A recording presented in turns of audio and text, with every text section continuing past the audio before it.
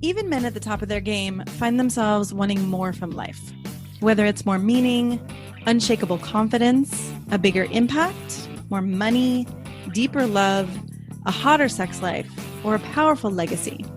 Find out how good your life can be on this episode of Man Alive. Also, as I've supported men in their love and work lives for 15 years now, many men ask for the right words to say to be more successful, attractive, and desirable. But I found it's not so simple as giving scripts or lines because every man is different. So giving words or scripts would be like giving a tall, thin man a shorter, wider man's pants, or vice versa. The words have to make sense for you and your personality, and there's so much happening beneath the surface that people are responding to. If you're interested in how to become a better lover and leader in your own unique way, go to shanajamescoaching.com/quiz, or you can text ALIVE to 44144. It only takes a couple minutes and you'll start to get an idea of how you can be both more respected and desired. After you fill it out, we can schedule a time to review your quiz and talk about your specific challenges and desires.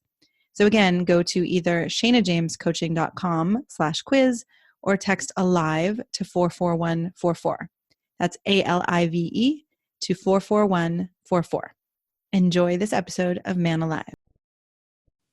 Hello and welcome to Man Alive. I'm your host, Shana James, and I'm very excited today to be here with Terry Real, who is one of the fathers, I would say, of relationship work and conscious relationships. And I have a deep admiration and respect for your work, Terry. So thank you so much for being here today.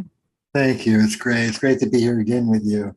Yeah. So Terry has a new book coming out. It's called Us: Getting Past You and Me to Build a More Loving Relationship. And I was just saying it feels so timely because, there's a lot of conflict in the world right now. And there's a lot of conflict in couples. And I work with couples as well, and, singles and people who are recovering from breakups and also trying to keep their relationships alive. And so a big part of what I see as well is this, it's like, I've always wanted to write a book called Same Team Relationships. It's like people enter into a relationship and then suddenly they're on a different team trying to get their needs met, as opposed to, what is the we need here? How can we grow and evolve each other? How can we learn to love better through our relationship and our connection? So thank you for writing this book and for, your decades of working with people and using real examples. Like, I know you're in the trenches with people. I've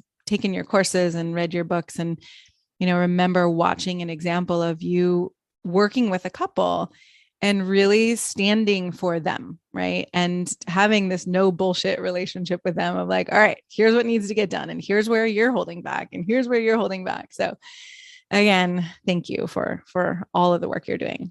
Oh, God, that's great. Gosh, there's so much in what you've said already.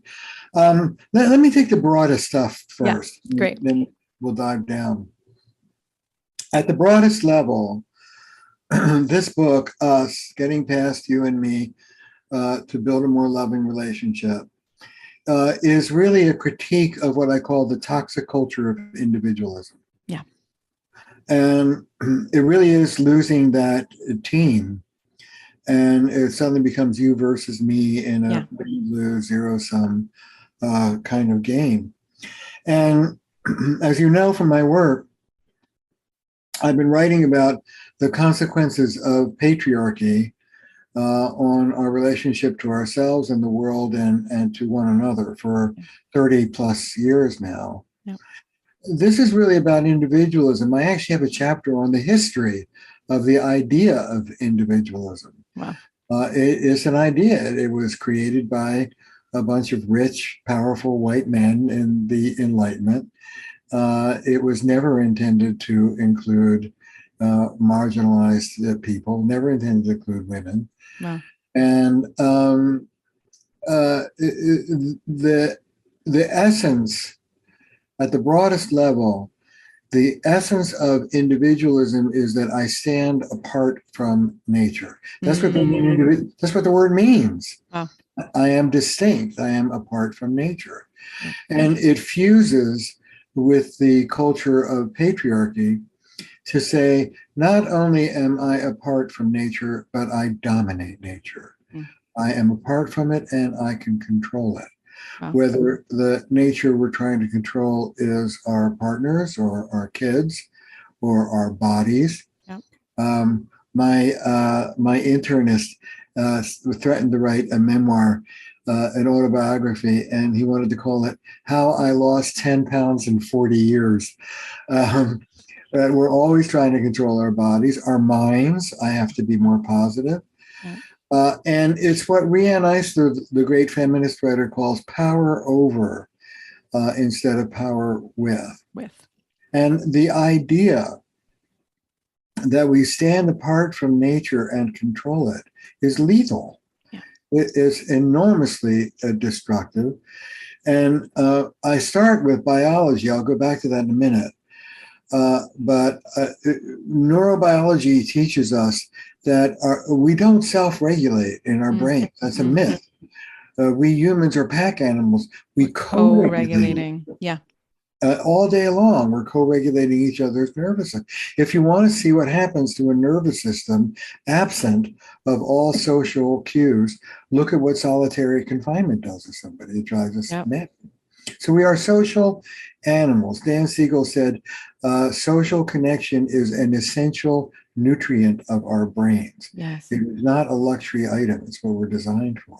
Can you give a couple examples, for people listening who this is a new concept of, okay, we're trying to control our nature. In some ways it's, I think it's easy to grok, but in other ways, I'm just wondering if you have any concrete examples, right? When you work with couples, what they're doing to attempt to control each other. Oh my gosh. Are you kidding? I'm sure you have millions of examples. Well, okay, let me do it this way. There are three, I go into this in the book. There are three modes of negotiation in a close relationship. There's invitation. Do you want to? Do you want to talk about little Timmy? Do you want to have sex? Do you want to go to a movie? And invitation can hear no. No, I don't want to. Yep. It's a wise person who makes their invitation inviting. Yes. It's taking responsibility on your side. Then there's request, a little more pressure. Would you do this as a favor to me? And narcissistic people get that confused. Would you do this as a favor to me? I don't really want to, so I'm not gonna. No. It's a favor to me. Yeah. And then there's demand. Do it or you wish you had. Yeah. And a lot of couples move into demand mode. How do you control? Okay, so two boys are working on a school project down in the basement. Controlling mom thinks that they need help. Dad comes home and she sends dad home to help the boy downstairs to help the boys. He looks at the project, comes back upstairs and says, the boys are fine. They can work this out themselves. Mm-hmm. Mom says, why don't you go downstairs and be a real father? Mm-hmm. Ooh, ouch. And I have to disentangle that moment with the two of them, help him say, wait a minute, that was insulting, honey. I am a real father. And when I say I want to do it this way, you don't have to come back and say that I'm a bum because I have a different way of doing it than you do. Control is one of 5 losing strategies that I write about.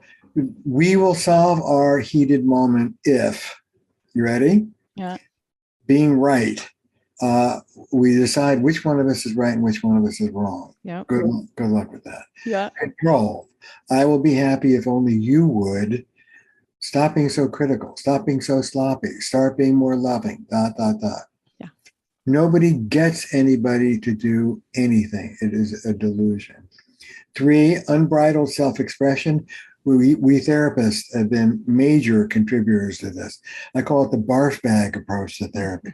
Let me tell you all the ways I'm miserable about you. 4, retaliation. I'm going to hurt you the way you hurt me. And 5, withdrawal. Wow. I'm going to sit here and stonewall. If you are engaged in any of those 5 losing strategies, you are not in your right mind. Yeah. You are not in the healthiest part of you. Take a breath and recalibrate. I love So, how you write about that, right? The adaptive child versus the functional adult. And I'm actually working on a book right now, and you're in it, which I have to get hey, permission from you.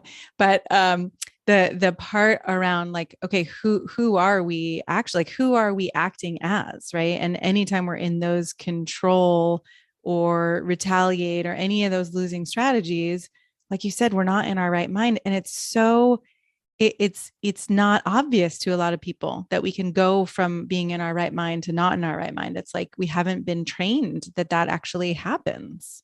yes, and it's all about trauma. Yeah. Our autonomic nervous system scans our bodies 4 times a second. Am I Wow. safe? Am I safe? Am I safe? Am I safe? Wow. And if the answer is yes, I feel safe, we stay in what I call the wise adult. I used to call it functional, now I call it wise. Now you call it wise adult. Okay. I Yeah, should update that. the wise adult part of us. Prefrontal cortex, the most mature part of our brain, the part that can stop and think and choose and reason. Yeah. And if the answer is no, I don't feel safe, Yeah. we get flooded. The wise adult prefrontal cortex goes offline and more primitive parts of the brain take over. Fight, flight. I've added a third one, fix. Mm. A knee-jerk compulsive response. I've got to do this. It's automatic. It's very compelling. And it's the same damn thing you've done the last 400 times you got triggered. Yeah. And it gets you the same result. What this work is about, the whole book's about getting to learn how to do this. What this work is about is in that heated moment, take a breath or 20, take a break. I'm a big fan of breaks. Take a walk around the block. Take your little girl and put her on your lap and have a little chat with her. Do what you need to do to get re-centered in that mature part of you. You know, I talk about what I call remembering love. Remember that this person is not the enemy, that you love them. And if you can't get there, that you have to live with them. And it's in your interest to keep everybody happy. See, the antidote to the arrogance of individualism and patriarchy, above nature and controlling it, is what I call ecological humility. I love that. I'm not above my marriage, I'm in my marriage. And I say our relationships are like our biospheres. We live inside of them. And once you remember, but only the prefrontal, only the wise adult part of you can remember that. Right. The other part actually just can't remember that, doesn't know that. No, the us falls asleep, and it's about you and me, win, lose, zero sum. And the good news is that even in the most heated moment, we can cultivate the skill of taking a break, taking a breath, and deliberately, consciously shifting from that knee-jerk you versus me back into we're a team. Let's think about this more intelligently. How are we going to make this work between the two of us? I made that commitment after I got divorced. I made a commitment that I was not going to speak until I could forward the conversation in a way that created more connection rather than less. And, you know, there's, of course, I haven't been perfect at it, but it's really guided me to be like, nope, just shut up, shut up. Don't say a thing until I'm back in that right mind, that wise adult mind, because otherwise I saw in my marriage how it just crumbled our foundation of trust and respect and love. And I just was like, yep, not doing that anymore. Wise woman. That is a wise commitment. And this book will teach you how to get that done, because in the heat of the moment, it's really hard. Yeah, it is. To get yourself recentered. I call it relational mindfulness. Beautiful. And it is like a practice of mindfulness. Yeah. Feel the whoosh, feel the feelings, feel that fight, flight, or fix, that compulsion. Let it wash over you. Do some breathing and get back into remembering that you and your partner are at. Now, look, when you think like this, when you think, I call it relationally, when you think relationally, ecologically, we're a team, everything changes. Yeah. So, for example, the relational answer to the question who's right and who's wrong is who cares? It doesn't matter. That's fantastic. What matters is how are you and I going to get through this in a way that's going to work for both of them?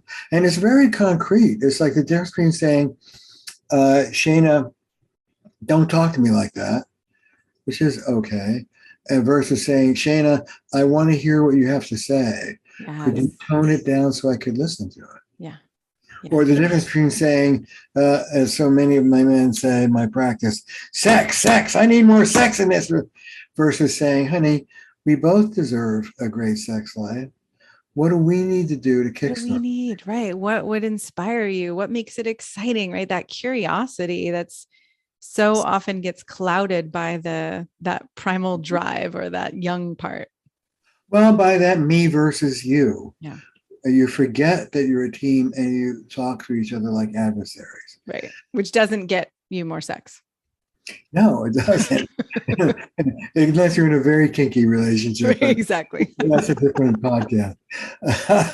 No, it doesn't get you any of what you want. I talk about this adaptive child part of you, Mm-hmm. this part of you that adapted to whatever the wound was, as your dysfunctional relational stance. For example, angry complaint is a dysfunctional stance. Yeah. Angry pursuit is an oxymoron. Angry pursuit will never inspire your partner to give you more of what you want. And so this is about taking a breath, taking 5, learning some skills, and learning how to get more of what you want in the relationship by changing the way you show up in it. It's so simple. Like as I hear you say it, and I know for myself that it's not easy to put into practice because of that whoosh. I love how you called it a whoosh, right? It's like the flood of chemicals and feelings and all of that. But it really is simple when you bring it back to, I can't pursue with anger. I can't pursue with criticism. I have to come back to the us, like you said, and how is this relationally going to work and come together? Yeah. So let me give you 2 concrete examples, or one anyway. I talk to people in general and women in particular about what I call soft power or loving power.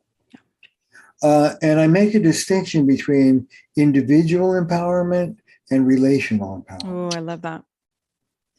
And, therapists, 12-step sponsors, feminist groups, girlfriends, mothers are often all about individual empowerment. Yep. I was weak, now I'm strong, go screw yourself. That is not a step up. No. And relational empowerment is I was weak, now I'm strong. I'm going to bring my full voice into this relationship, stand toe to toe with you. This is what I want. Now, what can I give you to help me give it to me? Yeah. Who asked that? The relational golden rule is what could I give you to empower you to come through for me? Mm-hmm. That's thinking like a team. So soft power. I just want to say this morning, I was working with a client on, it's similar. Okay. The non-responsible communication where we wrote it out as, you killed my power, right? You killed my drive. And then the responsible, or what you're talking about, soft power, right? Is that way of like, oh, I lost my power when I succumbed to your beliefs about me, right? Or this way of actually being relational and owning our part, as opposed to looking out there and saying, you did that. You. In our individualistic culture, our relationship to relationships is passive. Yes. You get what you get, and then you complain about it. But, that's got to be the worst behavioral modification program I've ever heard of. I want particularly women to be more proactive up front and less reactive on the back end. There's a programming. Like I know part of my programming has been, I guess this is all I get. Or I guess, right, if I was better somehow, it would work better. So I must not be good. And it gets into this whole mind fuck, and really to bring it out into the light. I love how you're saying this. Yeah, like I have 10 minutes of venting. During my 10 minutes, this is what I want you to do. I want you to go, there, that sucks. Tell me more about it. Yes. Don't solve my problem. Don't share your thoughts. Just put your arm around me and be compassionate. Would you be willing to do that? Would you be willing? Yeah. Great. And the time bound. I love setting timers so that people don't feel like, oh shit, now I've got to listen to this for hours and I'm stuck here. Well, that's a guy thing. The minute a guy hears a woman say, I need to talk, vent. he figures, till 4:00 in the morning, we're going to be talking. So let me know. Anyway, soft power is a way of cherishing your partner. Oh, yeah. And standing up for yourself both at the same time. Yes. Hey, you know what? I want to be close to you. When you just called me a sloppy pig, that kind of shoved me to the other side of the wall. Yeah. Could you apologize so that I can get close to you again? Yes. Who sounds like that? Yeah. You have to be trained to sound like that, right? To, like you said, to feel the whoosh, and instead of being like, fuck you for calling me a sloppy pig, I hate you, or you're this or you're that, right? The retaliation. Okay, how can I do this relationally? Right. That's what I call keeping your wits about you, keeping your eyes on the prize. And it really is about, in the heat, everybody says that relationships take work, but nobody tells you what it is. Yeah. And I do. The work of relationship is not even day to day, it's moment to moment. In this moment right now, am I going to go with I'm a slob, go fuck yourself? Yeah. Or am I going to go with, that hurt, honey? That hurt. Can we do a reset? I don't. And which of those two am I going to choose? Yeah. That's being in your mature adult. And if you're taken over by the adaptive child, if you're taken over by the whoosh, that's fine. You're human, but take a break. Yeah. And don't try and deal with the hurt while you're in that adaptive child. Wait until you're back in your wise adult. Do you have any self-soothing methods for those moments, whether it's minutes or hours or days, where people really want to heal and have that conversation, but if they're not ready, right, what do you suggest people do in the interim? Well, I really am a big fan of literal breaks. I mean, it could take 20, 30 minutes for you to regain composure. Yeah. And it's really helpful if that's understood up front in a couple. I'm taking a break because I'm going to lose my shit, and I'm not going to come back until. And I want to treat you well, right? Like, I'm taking a break because I want to lose my shit, and I want to treat you well instead of treating you poorly. Right. And so here's the explanation, and here's when I'm coming back. I'm going to check in 30 minutes. A lot of people, when they take breaks, they're pretty provocative about it.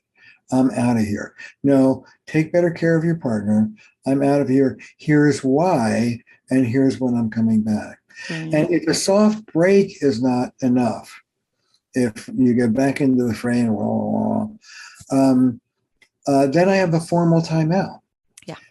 And folks can go to my website, terryreal.com, TerryReal.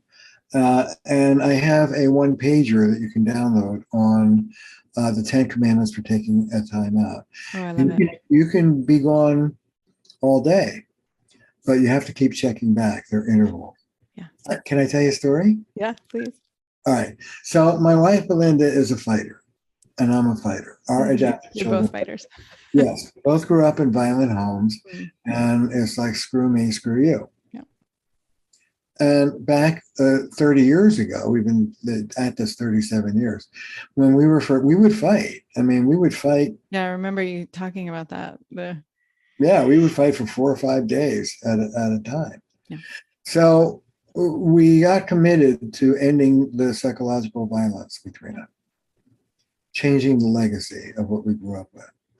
And of course, I remember a moment when I did it. Belinda, if she were here, would tell you a moment where I was the jerk and she would. But So Belinda, we woke up, it was like 7 a.m, and she was on a tear. And we started screaming at each other. And I took a time out and I left. Shana, this is so long ago. We didn't have cell phones. Wow. I went to a payphone. And the intervals are an hour. It's on my website. An hour, 15 minutes, an hour, 3 hours, a half a day, a whole day, and overnight. Okay. But I was determined. I was not going to be emotionally violent with my partner. Mm-hmm. So 15 minutes go by, I'm on the phone. Hey, B, can we stop? Okay, I'll call you now. Hour goes by. Hey, B, okay. Long story short, I took the time out at 11, at 7 a.m. At 11 o'clock that night, Yeah. I'm on the payphone. I've been out all day. And I say to her, B, I'd like to end the fight. And she says to me, you know, you really are an asshole. And I knew the fight was over because she said it so nice. Oh, interesting. It was the way she said it. We have a saying, tone trumps content. Yeah. But you know, I heard a couple where the woman was a rager, a little petite thing, but she was a storm. And she was determined to end the violence in her relationship. They had kids. She locked herself in the bedroom.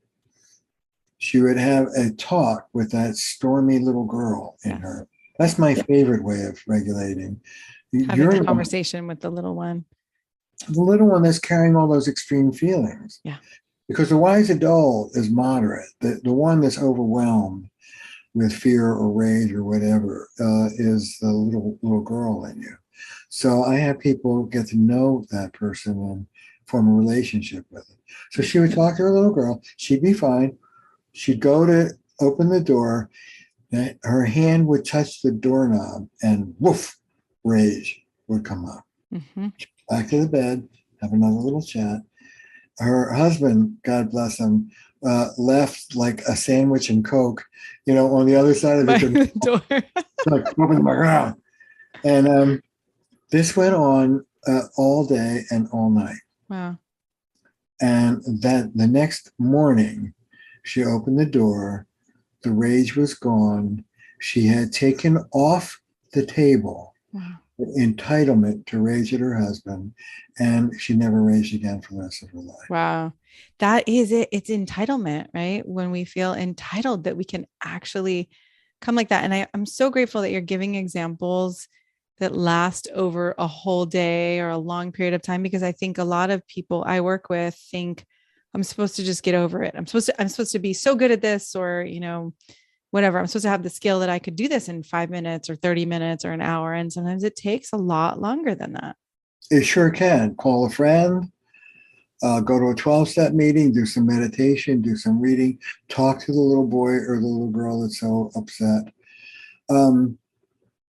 I have a saying, maturity comes when we deal with our inner children and don't foist them off on our partners to deal with.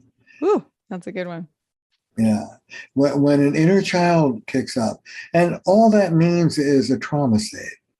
When an inner child kicks up, I say, put them on your lap, put your arms around them, hear them out, love them up, and take their sticky hands off the steering wheel. Yes.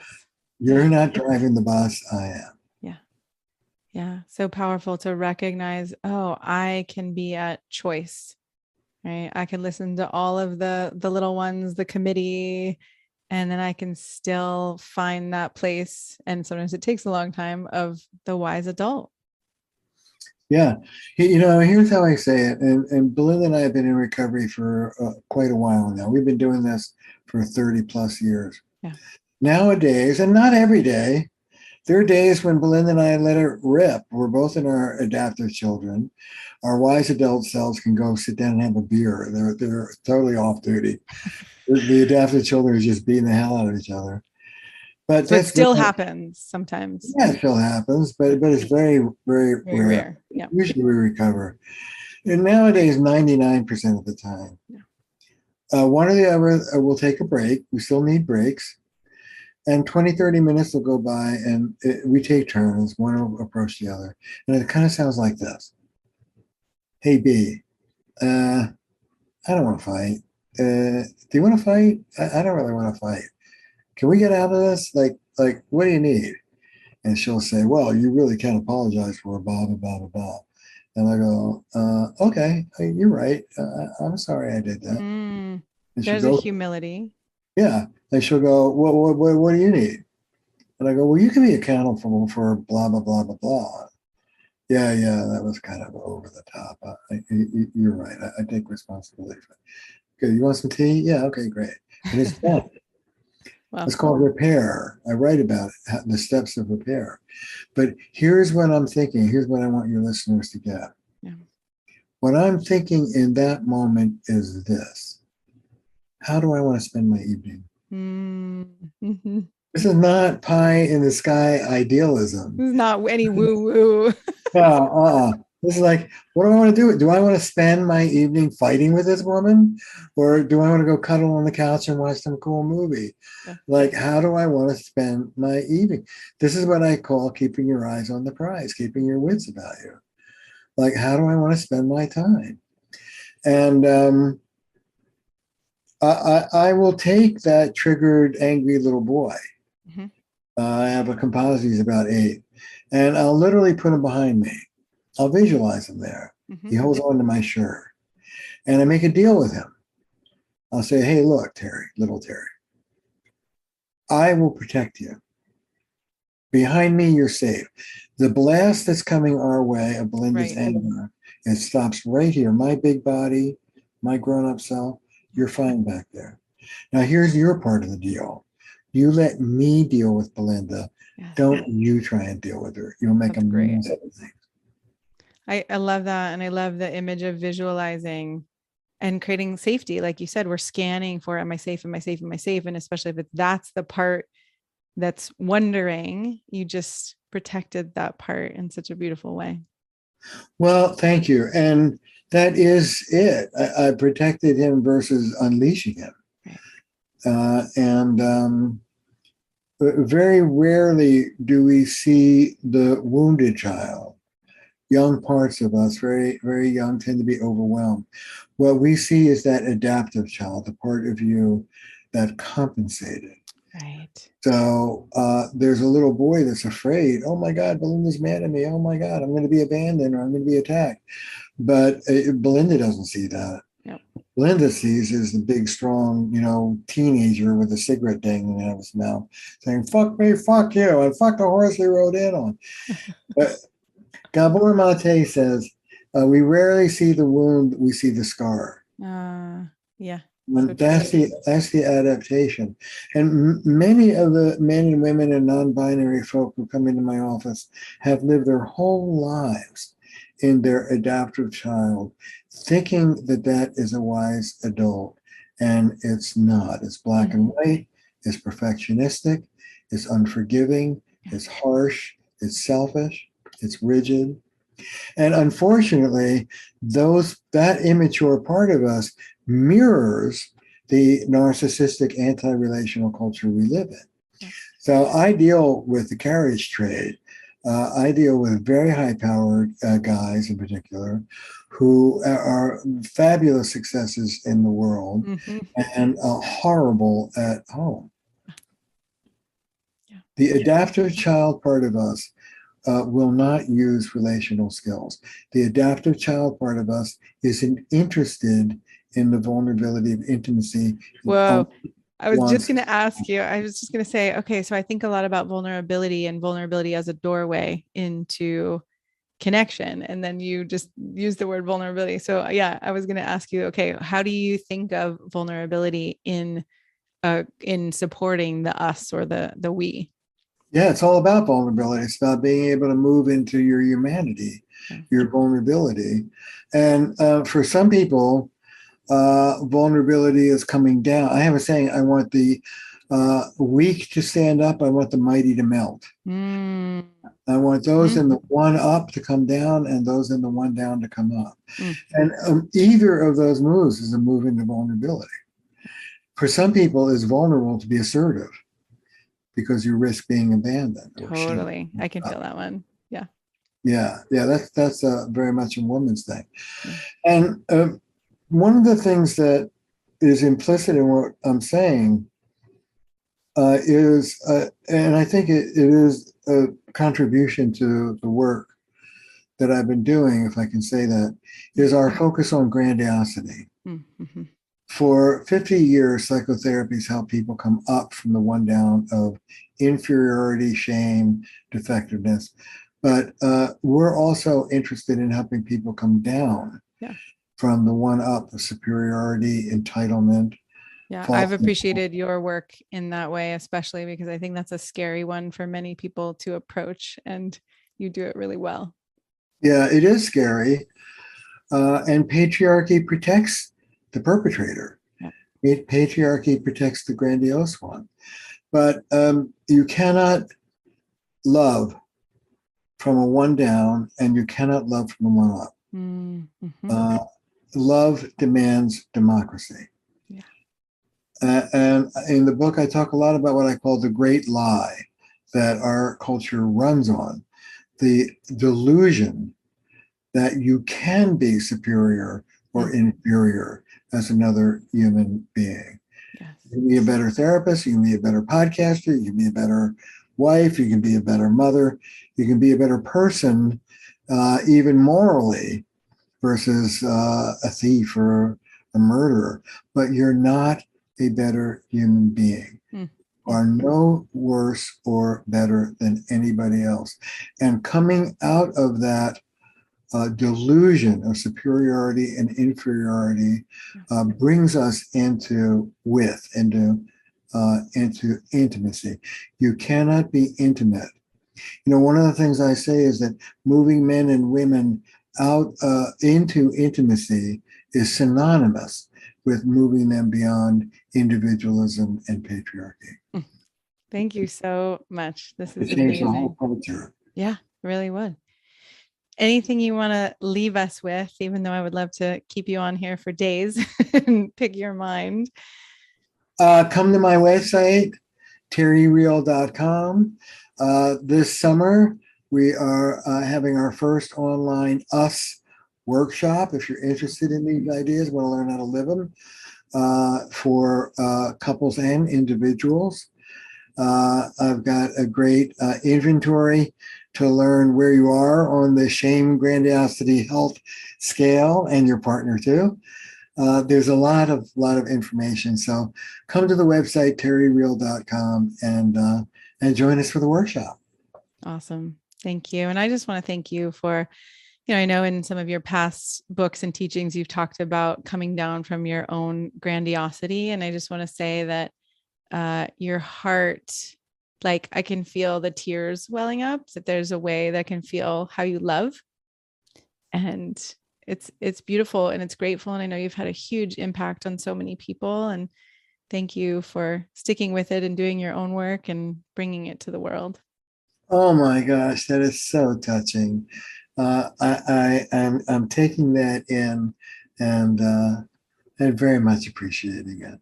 Yeah, thank you. I'm so glad you joined us for today's episode of Man Alive. I hope you enjoyed our conversation and it gave you something to consider and explore in your life.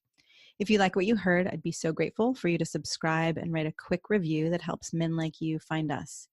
And again, head over to shanajamescoaching.com/quiz or text the word ALIVE, ALIVE, to 44144 to get a sense of how you can become a better lover and leader.